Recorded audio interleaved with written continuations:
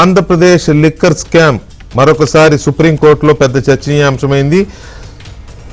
Supreme court chief justice of India justice Surya Kant చాలా విస్పష్టంగా ఆంధ్రప్రదేశ్లో లిక్కర్ స్కామ్ జరిగింది అని చెప్పారు. గడిచిన 5 ఏళ్లలో అంటే జగన్మోహన్ రెడ్డి హయాంలో జరిగిన లిక్కర్ స్కామ్కు సంబంధించి రకరకాల చర్చలు, రకరకాల దర్యాప్తులు, రకరకాల వాదోపవాదాలు, రకరకాల విమర్శలు, ప్రతి విమర్శలు ఇవన్నీ జరుగుతున్న నేపథ్యంలో ఈ స్కామ్లో చాలా కీలకమైన వ్యక్తిగా భావిస్తున్న రాజ్ కసిరెడ్డి 10 నెలలుగా జైల్లో ఉంటూ పదే బెయిల్ కోసం కోర్టు తలుపులు తడుతున్నాడు. హైకోర్టులో బెయిల్ రిజెక్ట్ అయితే సుప్రీంకోర్టుకి వెళ్ళి తలుపు తడితే సుప్రీంకోర్టు ఆల్రెడీ మొన్న విచారణను ఇవాళకి వాయిదా వేస్తూ మొన్న కొన్ని కామెంట్స్ చేసింది. ఆ రోజు కూడా మనం డిబేట్ చేశాం. ఇవాళ justice Suryakant, chief justice of India justice Suryakant చేసిన కామెంట్స్ చాలా స్పష్టంగా ఉన్నాయి. ఎవరు ఎన్ని చెప్పినా లిక్కర్ పాలసీకి, లిక్కర్ స్కామ్కి, పాలసీ కూడా కాదు, ఈ లిక్కర్ కుంభకోణానికి రాజ్ కసిరెడ్డి అనే ఈ వ్యక్తి ఆర్కిటెక్ట్, అంటే ఇతనే రూపకర్త అని చెప్పి చాలా స్పష్టంగా అన్నారు.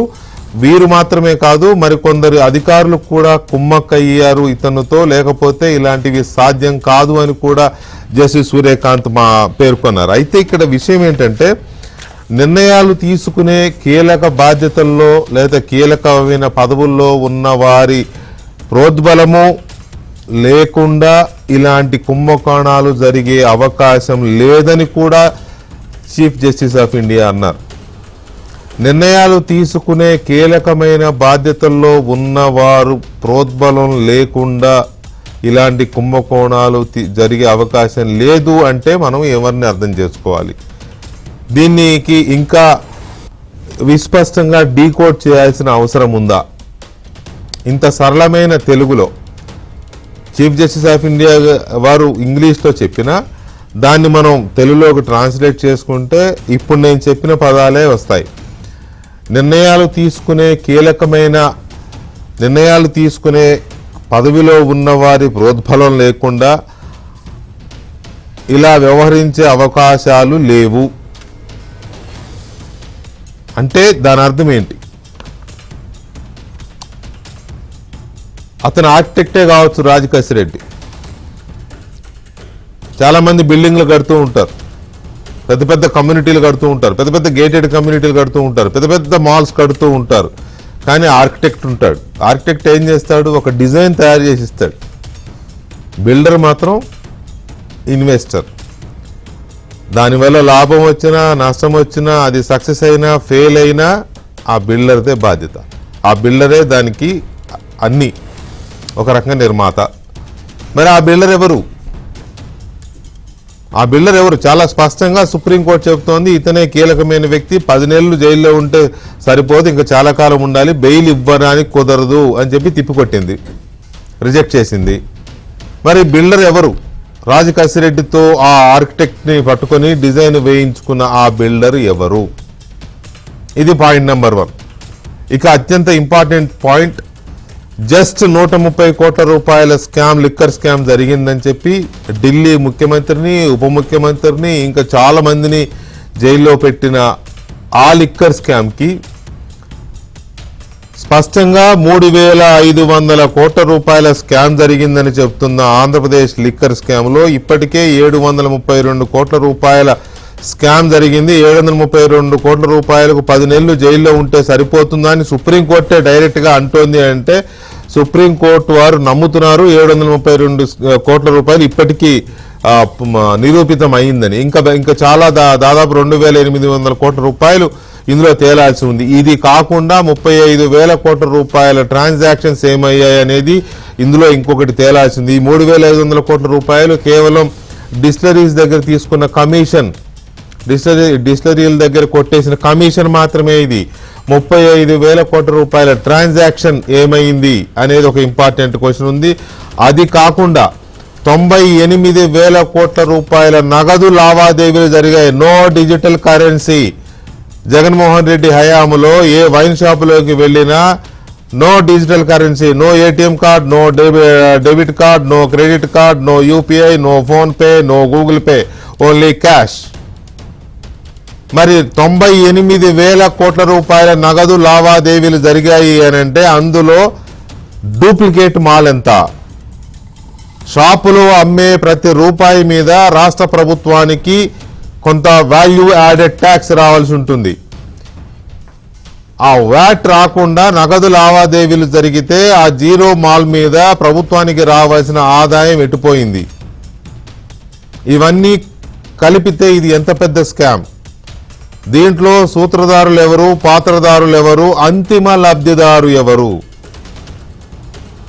సుప్రీంకోర్టు భాషలో సూత్రధారి ఆర్కిటెక్ట్ రాజ్ కసిరెడ్డి అయితే, పాత్రధారులు ఇప్పుడు జైల్లో ఉండి బయటకు వచ్చిన వాళ్ళందరూ ఉన్నారు కదా బెయిల్ మీద, వాళ్ళందరూ పాత్రధారులైతే ఆ నిర్మాత, ఆ బిల్డర్, ఆ అంతిమ లబ్ధిదారు ఎవరు?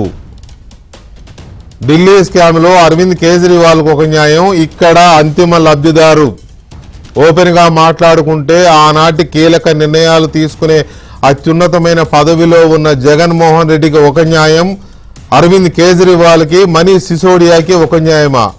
130 కోట్ల రూపాయల స్కామ్ జరిగిందండి. అందులో దర్యాప్తు చేస్తే, ఈడీ దర్యాప్తు చేస్తే దొరికింది 30 కోట్ల రూపాయలే. అయినా కూడా దాదాపు 2 సంవత్సరాలకు పైగా మనీష్ సిసోడియా జైల్లో ఉన్నాడు, అరవింద్ కేజ్రీవాల్ జైల్లో ఉన్నాడు, ఇంకా చాలా మంది జైల్లో ఉన్నారు. అందరి పదవులు పోయినాయి, ప్రజలు తీసి పక్కన పెట్టారు. అలాంటి ఆ స్కామ్లో అరవింద్ కేజ్రీవాల్కి ఒక న్యాయం, ఇంత పెద్ద స్కామ్లో జగన్మోహన్ రెడ్డికి ఒక న్యాయమా?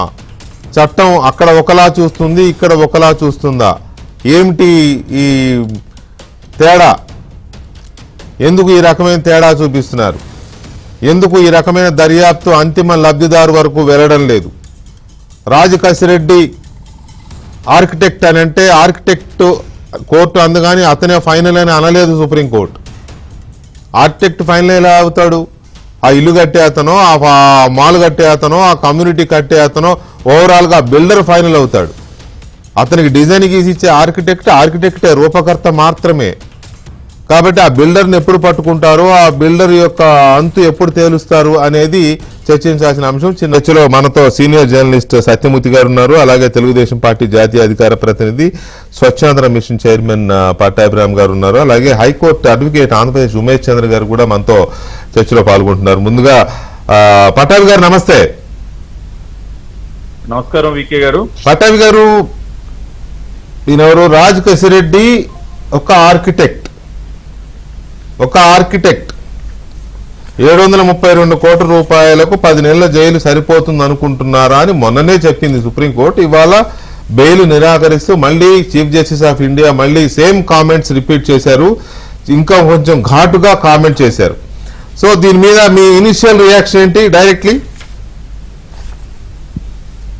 వికే గారు, ఇవాళ supreme court chief justice Raj Kasireddy యొక్క బెయిల్ పిటిషన్ పై వాదనలు వింటున్న సందర్భంలో చాలా ఘాటుగానే స్పందించారు, తీవ్రంగానే స్పందించారు. ఇంత భారీ కుంభకోణానికి పాల్పడినటువంటి వ్యక్తికి 9 నెలలు జైలు జీవితం అనేది పెద్ద ఎక్కువేం కాదు, అంత తొందరగా బయటికి రావాల్సినటువంటి అవసరం కూడా ఏం లేదన్నట్టు ఆయన మాట్లాడినటువంటి మాటలు నిజంగా కూడా చాలా స్ట్రాంగ్ కామెంట్స్ గానే మనం పరిగణించాలి. అదేవిధంగా ఇందాక అంటే మొత్తం ఇవాళ సుప్రీంకోర్టు సీజే గారు చేసినటువంటి అన్ని కామెంట్స్ లోకి అత్యంత కీలకమైన ఇందాక మీరు తెలుగులో కూడా దాన్ని చదివి వినిపించారు. How can such corruption happen without criminal nexus of bureaucrats and their political bosses? దాని తెలుగు అనువాదం కూడా చదివి వినిపించారు. అంటే వెనక ఉండి నడిపించేటటువంటి ఆ పొలిటికల్ బాసెస్ యొక్క ప్రమేయం లేకుండా ఇంత how can such huge corruption happen అని సిజేఐ సూర్యకాంత్ గారు చాలా సూటిగా అన్నారు. It is 100% fact. ఇవాళ రాజ్ కసిరెడ్డి గాని, కృష్ణమోహన్ రెడ్డి గాని, ధనంజయ రెడ్డి గాని, చెవిరెడ్డి గాని వీళ్ళెవ్వరూ కూడా వాళ్ళంతటికి వారు పూనుకుని కలిసి పాల్పడినటువంటి కుంభకోణం కానే కాదన్నది మనందరికీ తెలుసు. వెనకుండి నడిపించినటువంటి పొలిటికల్ బాస్ ఎవరంటే ఆనాటి ముఖ్యమంత్రి జగన్మోహన్ రెడ్డి. ఇవాళ సిజేఐ గారు కూడా అటువంటి కామెంటే చేశారు. అంటే పేర్లు ప్రస్తావించరు కాబట్టి, అంటే అంటిల్ అన్లెస్ దానికి సంబంధించినటువంటివన్నీ కూడా ఇంకా లోతుగా ఇప్పుడు దర్యాప్తు జరుగుతోంది కాబట్టి ఇంకా ఆధారాలన్నీ కూడా ఈడీ కూడా ఈ వ్యవహారాన్ని అంతా కూడా వాళ్ళ ఇన్వెస్టిగేట్ చేస్తా ఉంది, మనీ ట్రయల్ అంతా తీస్తా ఉన్నారు. పేర్లు ప్రస్తావించరు అని మీరు అన్నారు, బట్ కరెక్టే. కానీ బ్యూరోక్రాట్స్ కి పొలిటికల్ బాసెస్ అంటే ఇతను రాజకేశ్ రెడ్డి పొలిటికల్ బాస్ ఏం కాదు కదా. పొలిటికల్ బాస్ అంటే అదే చెప్తున్నాను కదా, రాజకేశ్ రెడ్డి అది డైరెక్ట్ కామెంటే. అదే ఇప్పుడు అంటే పేరు ప్రస్తావించకపోయినా డైరెక్ట్ గానే కామెంట్ చేశారు ఇవాళ చీఫ్ జస్టిస్ గారు. So without the knowledge of the political boss, ఆయన ఇన్వాల్వ్మెంట్ లేకుండా, వారి ప్రమేయం లేకుండా ఇంత భారీ కుంభకోణం జరిగేటటువంటి అవకాశమే లేదు అన్నట్టు వాళ్ళ సుప్రీంకోర్టు సిజే గారు కామెంట్ చేయడం అనేది నిజంగా కూడా ఇట్స్ చాలా సంచలనాత్మకమైనటువంటి స్టేట్మెంట్ గాని మనం దాన్ని తీసుకోవాలి. ఇప్పుడు అంటే దీని అంతటికీ మూలం ఎక్కడ ప్రారంభమైందంటే తాడేపల్లి ప్యాలెస్ నుంచే ప్రారంభమైంది. రాజకేశ్ రెడ్డి ఏరుకోరి తీసుకొచ్చి పెట్టినటువంటి వ్యక్తి ఆ పదవిలో ఎవరంటే జగన్మోహన్ రెడ్డి. ఈ టాస్క్ అసైన్ చేసింది ఎవరంటే జగన్మోహన్ రెడ్డి. ఇవాళ జగన్మోహన్ రెడ్డి ఆత్మ విజయసాయి రెడ్డి ఇప్పటికే అనేక సందర్భాల్లో ఆయన చెప్పకనే చెప్తా ఉన్నాడు దీని వెనక ఎవరున్నారన్నది చాలా స్పష్టంగా. మేము ఎక్కడెక్కడ కలిసాము, ఎవరెవరు కలిసాము, వీళ్ళందరూ కూడా ఎవరి డైరెక్షన్ లో వీళ్ళందరూ కూడా పనిచేస్తా ఉన్నారు. ఆయన కూడా నేరుగా పేరు ఇప్పటికి ప్రస్తావించకపోయినా ఇండైరెక్ట్ గా అనేక రకాలుగా చెప్తానే ఉన్నాడు.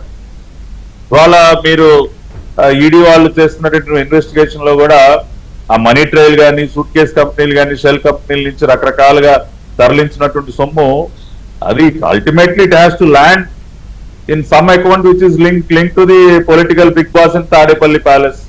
అది జరిగింది గతంలో కూడా మనం చూసాం కదా. ఆయన గారి ఈడీ కేసుల్లో కానీ, సిబిఐ కేసుల్లో, పాత కేసులు అన్నిట్లో కూడా తిరిగి తిరిగి తిరిగి తిరిగి తిరిగి ఏ రకంగా వచ్చి మళ్ళీ జగతిలో పడింది, క్యారమలేషియాలో పడింది, లేదంటే ఆయనకు చెందినటువంటి అనేక కంపెనీల్లోకి ఎలా డబ్బులు వచ్చి చేరిందో మనం చూసాం.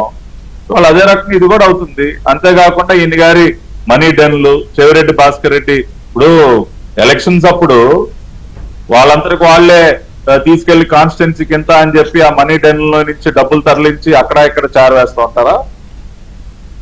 అవకాశం లేదు కదండి. సో ఖచ్చితంగా ఇవాళ సుప్రీంకోర్టు చీఫ్ జస్టిస్ గారి వ్యాఖ్యలు చాలా చాలా ఇవాళ ఈ కేసుకు సంబంధించి ఒక సంచలనాన్ని సృష్టించాయనుకోవాలి. ఎందుకంటే వారికి కూడా పూర్తిగా వ్యవహారం అంతా కూడా అర్థమవుతా ఉంది. ఇవాళ గతంలో ఢిల్లీ లిక్కర్ స్కామ్ ఇష్యూ చూసాం. పాలసీ మార్పు దగ్గర నుంచి ఆ తర్వాత స్టెప్ బై స్టెప్ ఏ రకంగా అన్ని జరుగుతూ వెళ్ళాయో దానికి 10 రెట్లు 20 రెట్లు పెద్ద కుంభకోణం కదండి. అవును. పట్టాభి గారు ఒక్క నిమిషం. పట్టాభి గారు ఒక్క నిమిషం. ఉమేష్ గారు నమస్తే. నమస్తే వెంకటేశ్వర గారు, గుడ్ ఈవినింగ్ అండి. Good evening. ఉమేష్ గారు, మొన్న కామెంట్స్ చూసినప్పుడు మనం డిస్కస్ చేశాము. మళ్ళీ సేమ్ కామెంట్స్ ఇంకొంచెం సీరియస్ కామెంట్స్ సిజేఐ గారు ఇవాళ మళ్ళీ పాస్ చేశారు ఈ అబ్జర్వేషన్స్ లో. సో దీన్ని మనం ఇంకొంచెం నెక్స్ట్ లెవెల్లో డిస్కస్ చేయాలంటే ఒక అడ్వకేట్ గా మీరు ఎలా డిఫైన్ చేస్తారు ఈ కామెంట్స్ ని?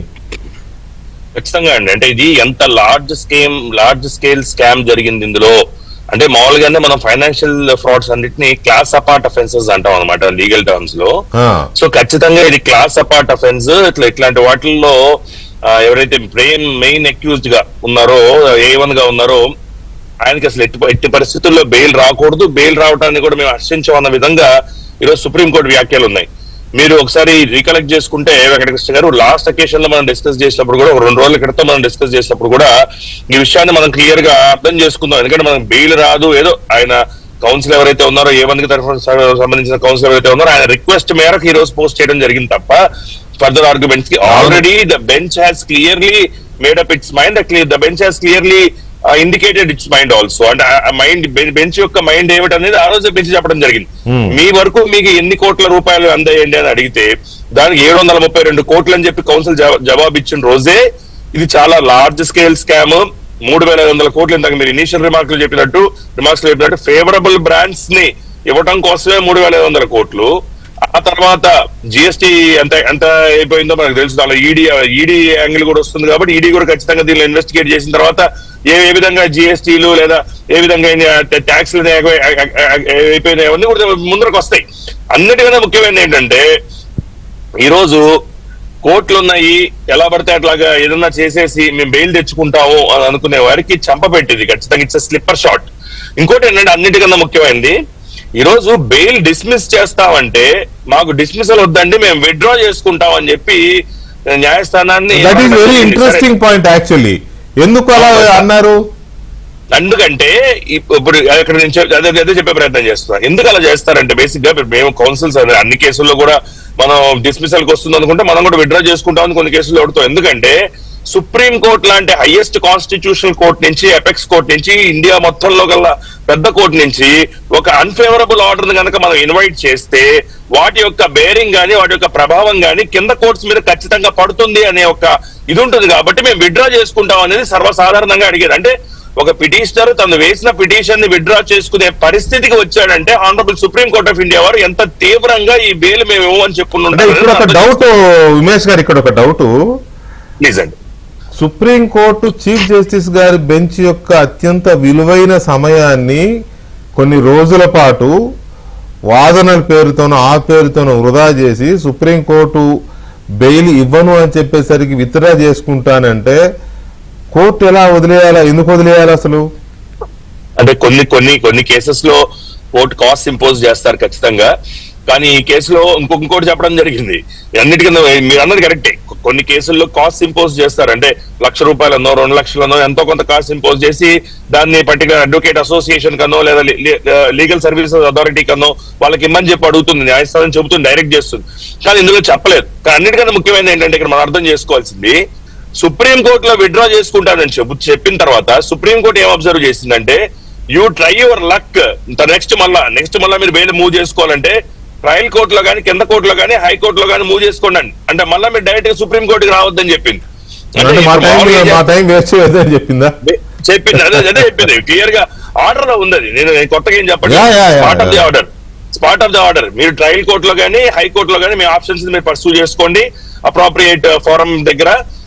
అంతేగాని మీరు మళ్ళీ సుప్రీం కోర్టుకి రావద్దు అన్నట్టు ఇండైరెక్ట్ గా దేర్ వాజ్ ఎ మెన్షన్. అంటే డైరెక్ట్ గా సుప్రీం కోర్టు చెప్పకపోయినా మీరు ట్రయల్ కోర్టులు అంటే మన 2 సార్లు ఏదైతే స్పెషల్ కోర్టులో బెయిల్ డిస్మిస్ అయిందో, తర్వాత హైకోర్టుకు వచ్చి హైకోర్టులో కూడా బెయిల్ డిస్మిస్ అయిందో, ఇప్పుడు సుప్రీం కోర్టుకి వెళ్తే సుప్రీం కోర్టులో విత్డ్రా చేసుకునే పరిస్థితి ఏర్పడిందో, సుప్రీం కోర్టు క్లియర్ గా మీరు కింద కోర్టులో స్పెషల్ కోర్టులో అన్నా చూసుకోండి లేదా హైకోర్టులో అన్నా చూసుకోండి అని చెప్పి ఆ విత్డ్రా చేసుకోవడానికి పర్మిషన్ ఇచ్చింది. అంటే విత్డ్రా ఎవరైతే పిటిషనర్ 10 నెలల తర్వాత జైల్లో ఉండి నాకు ఎట్లాగన్నా బెయిల్ కావాలి, మిగతా వాళ్ళందరికీ బెయిల్ వచ్చిందండి నాకు బెయిల్ ఇవ్వండి అని అడిగితే సుప్రీంకోర్టు లాంటి న్యాయస్థానాన్ని, కాన్స్టిట్యూషనల్ రైట్స్ ప్రొటెక్ట్ చేసే న్యాయస్థానాన్ని సుప్రీంకోర్టు లేదు, ఈ కేసులో మ్యాసివ్ స్కేల్లో జరిగింది కరప్షన్, బ్రైబ్, మేము ఇవ్వము అని చెప్పి విత్డ్రా చేసుకునే దుస్థితిని ఈ రోజు సుప్రీంకోర్టు కల్పించిందండి పిటిషనర్. రైట్. ఒక్క నిమిషం ఉమేష్ గారు, ఒక్క నిమిషం సత్యమూర్తి గారు. ఇందులో చాలా క్లియర్ గా మొన్న కామెంట్స్ పాస్ చేసినప్పుడు ఇతను చాలా కీలకమైన వ్యక్తి, బెయిల్ ఇవ్వడం కుదరదు అంటే ఇప్పటికే 10 నెలల నుంచి జైల్లో ఉన్నాడు నా క్లయింట్ అని నాగముత్తు గారు ఆయన కౌన్సిల్ అంటే కూడా 10 నెలలు సరిపోద్ది అనుకుంటున్నారా అని కూడా మీరు చేసిన నేరానికి 732 కోట్లు అంటే అంత తక్కువ మొత్తంలో కనబడుతున్నా మీకు ఇన్ని క్వశ్చన్లు వేసి ఇవాళకు పోస్ట్ చేశారు ఆయన రిపీటెడ్ రిక్వెస్ట్ చేస్తే ఆదాయమని. సో ఇవాళ ఇంకొంచెం సీరియస్ గా సేమ్ కామెంట్స్ రిపీట్ చేస్తూ ఇంకొంచెం సీరియస్ గా దాన్ని ఇన్సిస్ట్ చేసింది బెంచ్. సో దాన్ని చేస్తూ ఇందాక నేను తెలుగులో చెప్పాను, పటాబ్ గారు ఇంగ్లీష్ లో చెప్పారు. బ్యూరోక్రాట్స్ వాళ్ళ పొలిటికల్ ప్రాసెస్ యొక్క ప్రోద్బలము, గైడెన్స్, ఆర్డర్స్ లేకుండా ఎందుకు చేస్తారు అని. Who is that political boss? ఖచ్చితంగా అండి. అంటే ఇందులో ఇక్కడ 4 స్టెప్పులు మనం చెప్పుకుంటే ఫస్ట్ స్టెప్ ఏంటి అంటే వాసుదేవరెడ్డిని బ్రూవరీస్ కార్పొరేషన్ ఎండీగా పెట్టడం దగ్గర ఫస్ట్ స్టెప్ అండి. అదేంటి అంటే వాసుదేవరెడ్డిని ఆనాటి చీఫ్ సెక్రటరీ అగ్రికల్చర్ డిపార్ట్మెంట్కి పంపిస్తామంటే కాదు బ్రూవరీస్ కార్పొరేషన్ ఎండీగా పెట్టండి అని చెప్పి ఆనాటి ముఖ్యమంత్రి జగన్మోహన్ రెడ్డి స్పష్టమైన ఆదేశాలు ఇచ్చాడు అనేది ఇప్పటికే మనకి ఒకటి ఎస్టాబ్లిష్ అయిన ఫ్యాక్ట్. అవును. అంటే న్యాయస్థానాల్లో కాదు, మామూలు as a matter of fact. దానికి సంబంధించి అంటే వాసుదేవరెడ్డిని అపాయింట్ చేసిన దగ్గర నుంచి ఈ కుంభకోణానికి బీజం పడ్డది.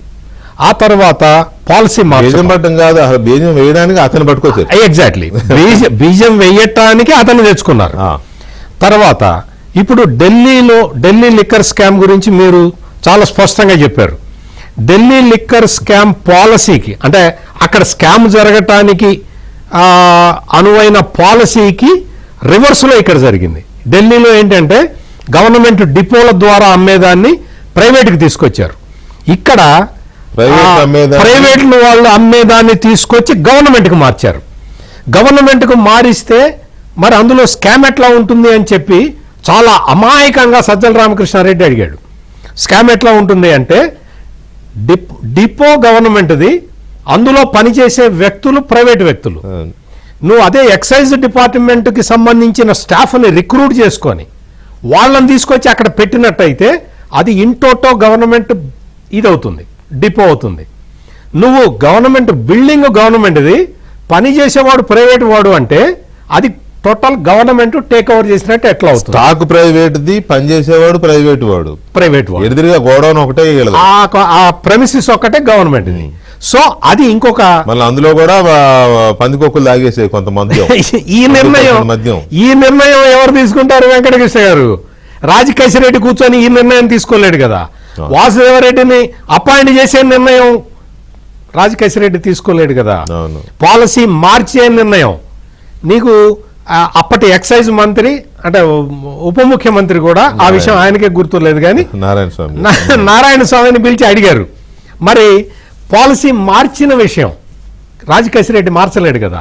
సో పాలసీ మార్చుకొని గవర్నమెంట్ డిపోలలో ప్రైవేటు వ్యక్తుల్ని పెట్టుకొని అది నడపటం, ఇది ఒక పార్ట్. మీరు చెప్పినట్టు డిజిటల్ కరెన్సీ ఎక్కడా లేకుండా ఓన్లీ క్యాష్ ట్రాన్సాక్షన్స్ అనటం అనేది ఇది అతిపెద్ద కుంభకోణం. అతిపెద్ద 98,000,000 కోట్ల రూపాయలు మీకు క్యాష్ ట్రాన్సాక్షన్స్ జరిగితే ఎంత ట్యాక్స్ ఎవేజన్ జరిగి 35,000 కోట్లు. అదే 35,000 కోట్లని ఆదాయం గవర్నమెంట్ శ్వేతపత్రంలో చెప్పింది. ఆ తర్వాత ఇంకొక ముఖ్యమైన పాయింట్ ఏంటంటే ఈ డిస్టిలరీలను వీళ్ళు కబ్జా పెట్టుకున్న తర్వాత వాళ్ళ పేరు మీదే ఉంటాయి, వీళ్ళ మనుషులు మేనేజ్ చేస్తారు. ఆ నేరం కూడా చేశారు. చేసిన తర్వాత వాళ్ళ బ్రాండ్లు పెట్టుకొని పాపులర్ బ్రాండ్లని ఎత్తేయటం, అది ఇంకొక స్టెప్. అది కూడా పాలసీ మేకర్లు చేసిన పనే. ఆ తర్వాత సీటెల్ సాఫ్ట్వేర్ అనేది ఉంటుంది, ఆటోమేటిక్గా ఆర్డర్ పెట్టే సిస్టమ్. ఈ రోజున ఒక బ్రాండ్కి ఒక 100 బాటిల్స్ మూవ్ అయినాయి అనుకోండి, నెక్స్ట్ డేకి 110 బాటిల్స్ ఆర్డర్ ఆటోమేటిక్గా పెడుతుంది. ఆ పెట్టే సాఫ్ట్వేర్ సీటెల్ సాఫ్ట్వేర్. ఈ సాఫ్ట్వేర్ని ఆపేశారు. ఎందుకు ఆపారు? ఎవరు ఆపారు? రాజకేశిరెడ్డి కదా, మాన్యువల్ గా జరిగితేనే వీళ్ళ ఆట సాగుతాయి. ఎగ్జాక్ట్లీ. అంత మాన్యువల్. ఎవడు ఏ బ్రాండ్ వాడు కమిషన్ ఇస్తే ఆ బ్రాండ్ ని పుష్ చేయాలి కాబట్టి ఆ సీటెల్ సాఫ్ట్వేర్ ని ఆపారు. సీటెల్ సాఫ్ట్వేర్ ని రాజకేశిరెడ్డి లేకపోతే నేను కూర్చొని ఆపలేం కదా, ముఖ్యమంత్రి ఆపాలి, ఎక్సైజ్ మంత్రి కూడా ఆపలేడు. సెక్రటరీ ఆపాలా, సెక్రటరీ సీఎం చెప్తేనే ఆపుతాడు. సీఎం చెప్తేనే. ఎందుకు అంటే ఇదంతా కూడా జనరల్ అడ్మినిస్ట్రేషన్ లో పార్ట్. జనరల్ అడ్మినిస్ట్రేషన్ ముఖ్యమంత్రి దగ్గర ఉంటుంది. అందుకని ఇవన్నీ కూడా మొత్తం ఈ నేరానికి సంబంధించి బిగ్ బాస్ ఎవరు అనేది క్లియర్ కట్ గా స్పష్టంగా అర్థమవుతున్నది. రైట్. పట్టాభి గారు, ఇక్కడ ఇప్పటి వరకు ప్రజల మధ్యలోనే ఒక చర్చ ఉంది, లిక్కర్ స్కామ్ జరిగింది. నేను మొన్న చెప్పాను, ఎవరికైనా కొంతమందికి స్కామ్ జరిగిందో లేదో, ఇదంతా గొడవగా ఉంది, కక్ష సాధింపుల్లో భాగంగానేమో అని ఎవరైనా ఒక 5% మందికో 10% మందికో న్యూట్రల్గా ఉండే వాళ్ళకో వైసీపీ వాళ్ళకు అనుమానాలు ఉంటే, ఇవాళ చీఫ్ జస్టిస్ గారు చేసిన కామెంట్స్తో ఇక సందేహాలు అవసరం లేదు నాయన, లిక్కర్ స్కామ్ 100% జరిగిందని సుప్రీంకోర్టు చెప్పిందని నేను మొన్న అన్నాను. రైట్. ఇవాళ జనసామాన్యంలో ఇంకెక్కడైనా ఈ స్కామ్ జరిగిందని అందరూ నమ్ముతున్నారు కదా. కోర్టు చాలా స్పష్టంగా ఇవాళ చెప్పిన దాని ప్రకారం అసలు వ్యక్తి, అసలు శక్తి ఉందనేది కూడా అర్థమైపోయింది కదా. ఏంటి దర్యాప్తు పరిస్థితి ఏంటి?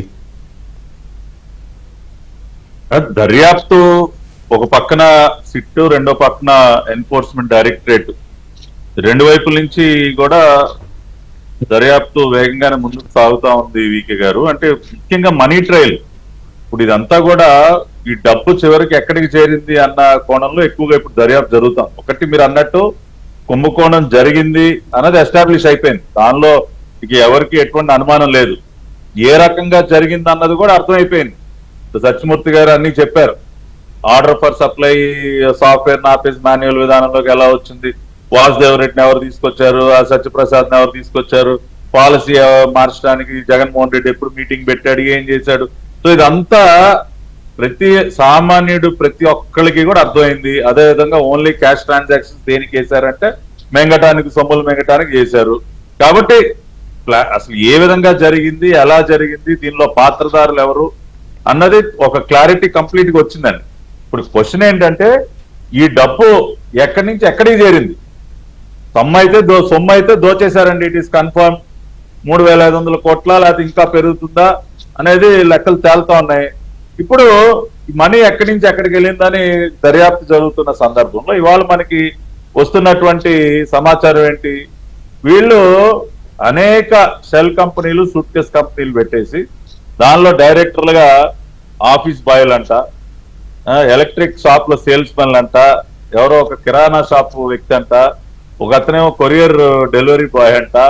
ఇటువంటి వాళ్ళందరూ కూడా డొల్ల కంపెనీలో వీళ్ళంతా డైరెక్టర్లు.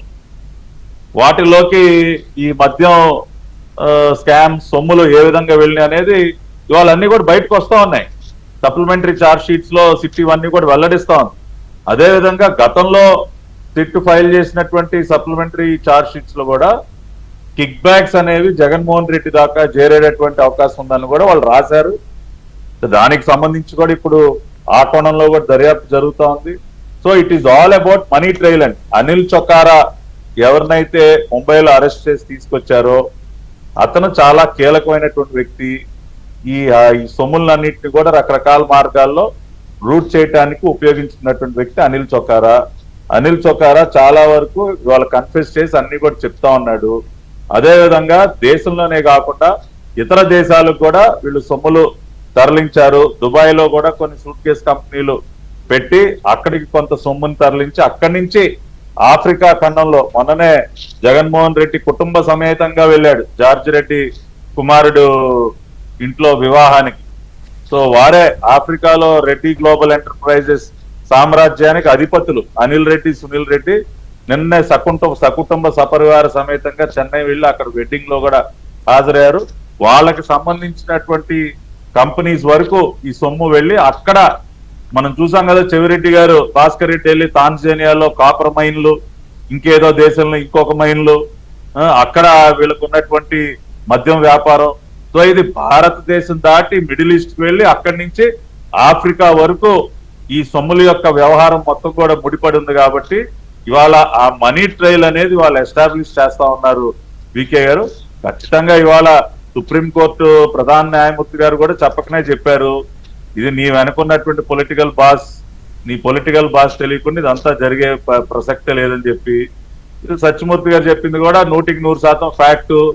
వీళ్ళు చేసేటటువంటి ప్రతి పని కూడా పైన క్లియరెన్స్ లేకుండా చేసే అవకాశమే లేదండి. అది క్యాష్ ట్రాన్సాక్షన్స్ విషయంగా అయినా, సాఫ్ట్వేర్ కట్టేసే విషయంగా అయినా, ఏ డిస్టిలరీకి ఎంత ఇవ్వాలి అన్నది కూడా పైన ఉన్న బిగ్ బాసే డిసైడ్ చేసేది. ఇవాళ అదానికి ఎంత ఇవ్వాలి, లీలాకి ఎంత ఇవ్వాలి, ఇవాళ మిథున్ రెడ్డి కానీ వీళ్ళందరూ కానీ ఆ మనీ ట్రయల్, ఆ డబుల్ ట్రాన్సాక్షన్స్ ఇవన్నీ కూడా జగన్మోహన్ రెడ్డికి తెలియకుండా జరుగుతాయండి. విజయసాయి రెడ్డి అల్లుడు ఊరికినే 100 కోట్ల రూపాయల పెట్టుబడి కింద ఇచ్చేస్తాడా? ఏమి పైనుంచి ఎటువంటి ఇన్ఫర్మేషన్ లేకుండా, క్లియరెన్స్ లేకుండా ఈయన గారు 100 కోట్లు ఇచ్చేస్తాడా ఫైనాన్స్? కాబట్టి ఇవన్నీ కూడా జగన్మోహన్ రెడ్డికి తెలియకుండా జరిగే అవకాశమే లేదు.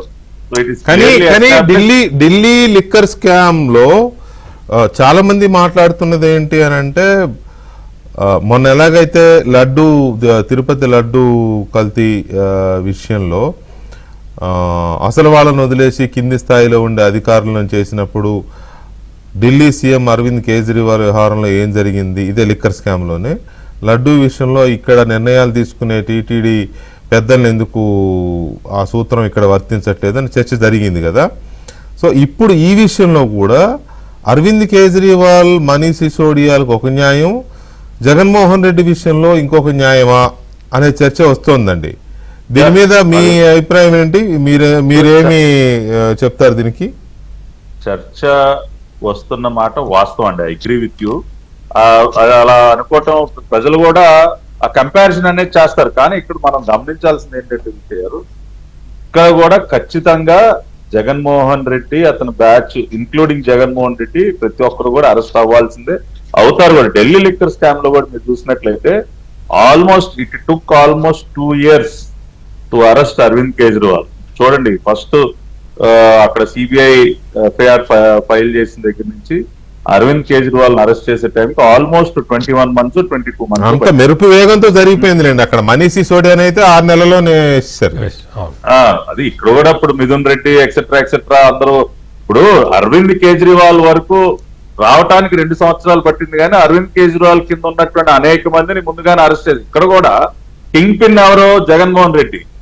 సో జగన్మోహన్ రెడ్డి కింద ఉన్నటువంటి ప్రతి ఒక్కరిని ఇప్పటికే అందరిని అరెస్ట్ చేశారు. సో ఇక మిగిలింది కింగ్ పిన్. కాబట్టి ఖచ్చితంగా అరవింద్ కేజ్రీవాల్ ఏ రకంగా అయితే అరెస్ట్ అయ్యాడో అదే విధంగా జగన్మోహన్ రెడ్డి అరెస్ట్ అవుతాడు. దానిలో ఎటువంటి అనుమానం లేదు. చేసినటువంటిది మహాపాపం. ఇది డబ్బుల కోణంలోనే కాదు, కొన్ని వేల మంది ప్రాణాలు బలిగొన్నాడు జగన్మోహన్ రెడ్డి.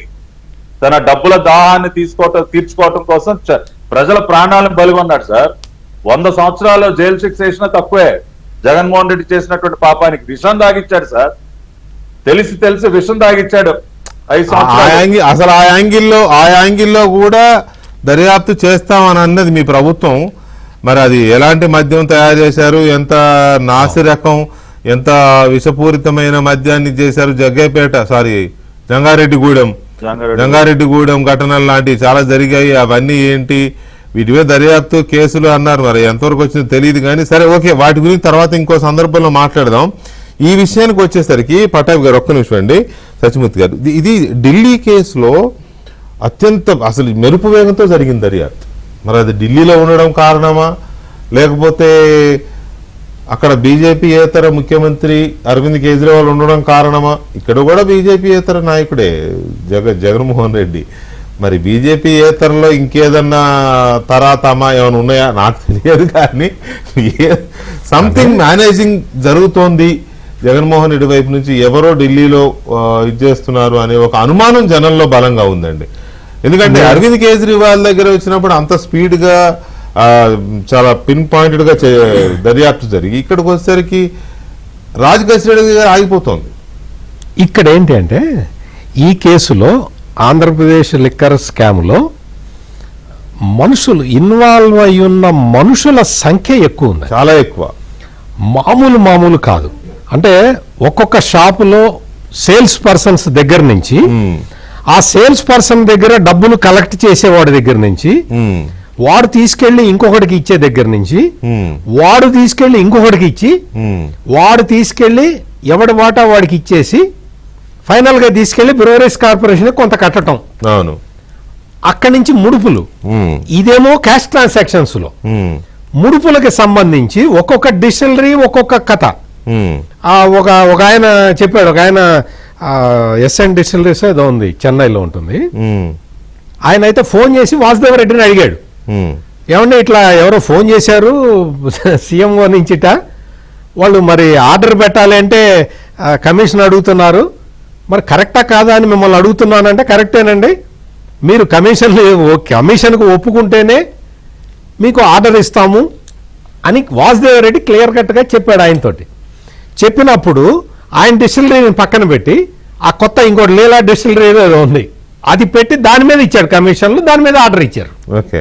అంటే ఇవన్నీ కూడా ఆన్ రికార్డు ఇప్పటికే మొత్తం సిట్ దర్యాప్తులో అన్ని విషయాలు బయటకు వచ్చి ఉన్నాయి. కానీ ఇక్కడ డిలే ఎందుకు జరుగుతున్నది అంటే, ఎక్కువ మంది ఇందులో ఇన్వాల్వ్ అయి ఉన్నారు.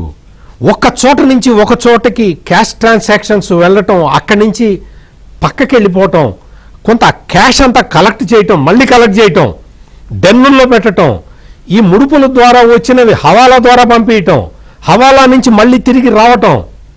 ఒక్కటి కాదు, ఇక్కడ ఒక నేరం కాదు. భారత న్యాయ సంహితలో ఉన్న నేరాలన్నీ ఇందులో ఉన్నాయి. అందులో లేనివి కూడా ఉంటాయి.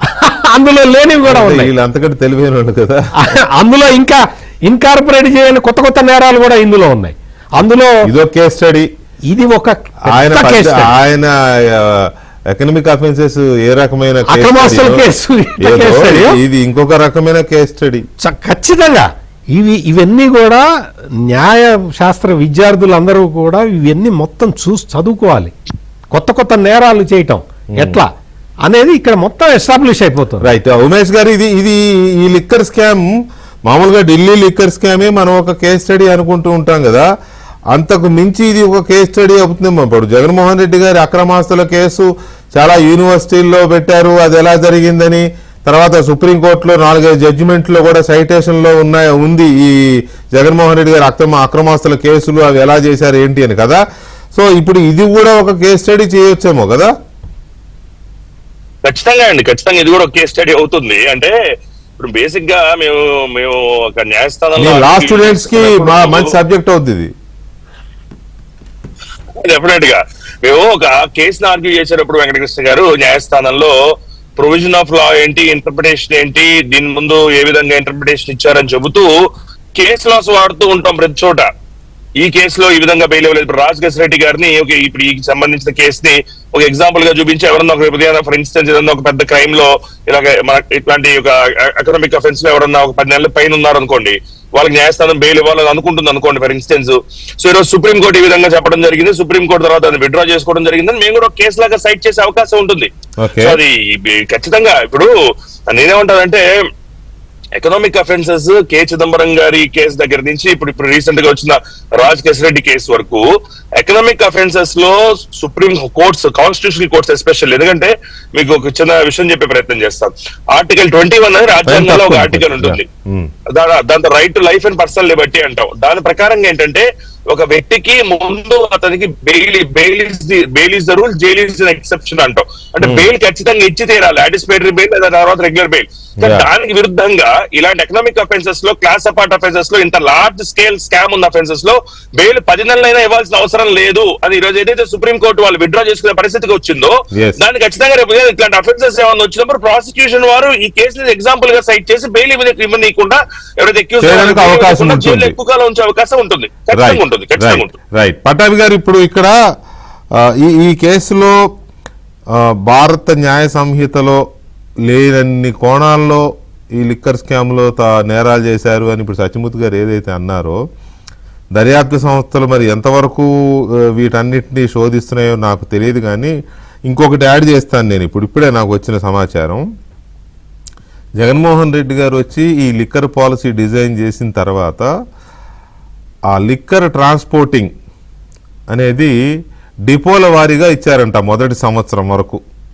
అంటే ఎక్కడికక్కడ డిపోల వారీగా లారీలో, ట్యాంకర్లో ఉంటాయి కదా ట్రాన్స్పోర్టేషన్కి, అంతే.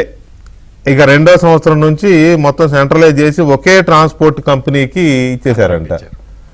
I think this is new point for investigation. అది అఫ్కోర్స్ మీ ఈ డిబేట్ ద్వారా దర్యాప్తు సంస్థకి, ఇటు ప్రభుత్వానికి మీ ద్వారా కూడా అది పనికొచ్చే అంశంగా అనిపించింది. వికే గారు, ఇప్పుడు ఎందుకు చేస్తుంటారంటే ఒకే సంస్థకి ఇప్పుడు లిక్కర్ బాటిల్స్ దించి లోడ్, మళ్ళీ క్యాష్ లోడ్ ఎత్తుకోవాలి కదా, అంతా కరెన్సీయే కదా సార్. అది ఉంటుంది. ఆ లారీ కిరాయిలు కూడా ఒకే కంపెనీకి రావాలి కదా. ఒకే కంపెనీకి, అది ఒకే కంపెనీకి వెళతాయి. మరి ఇటువంటిది కూడా ఒక లోడ్ దించి ఇంకో లోడ్ ఎత్తాలి కదా. 98,000 కోట్ల రూపాయల నగదు లావాదేవీలు వికే గారు. దాన్న ఒకటి రెండా ఇది. ఇంకొక పాయింట్ కూడా అండి, లిక్కర్ షాపులు కూడా ఎక్కడైతే వీళ్ళు అద్దెలకు తీసుకున్నారో అవన్నీ కూడా మీరు చూడండి, మొత్తం వైసీపీ వాళ్ళే ఉంటాయి. బయట వాళ్ళే అన్ని రద్దు చేసి మరి వీళ్ళ సొంత బిల్డింగ్ లో మళ్ళీ దానికి అది చాలా పెద్ద ఇది ఉంది దాని వెనక. ఇంత ముందు కూడా నేను ఒకసారి లైవ్ లోనే చెప్పాను, నేను ఒక 1 year బ్యాక్ చెప్పాను. అది చాలా పకడ్బందీగా చేశారు. ఈ కేసు సందర్భంలో మళ్ళీ ఒకసారి దాని గురించి మాట్లాడుకుందాం. పటాభి గారు, థ్యాంక్ యూ వెరీ మచ్ అండి. అలాగే ఉమేష్ గారు, థ్యాంక్ యూ వెరీ మచ్ అండి చర్చలో పాల్గొన్నందుకు.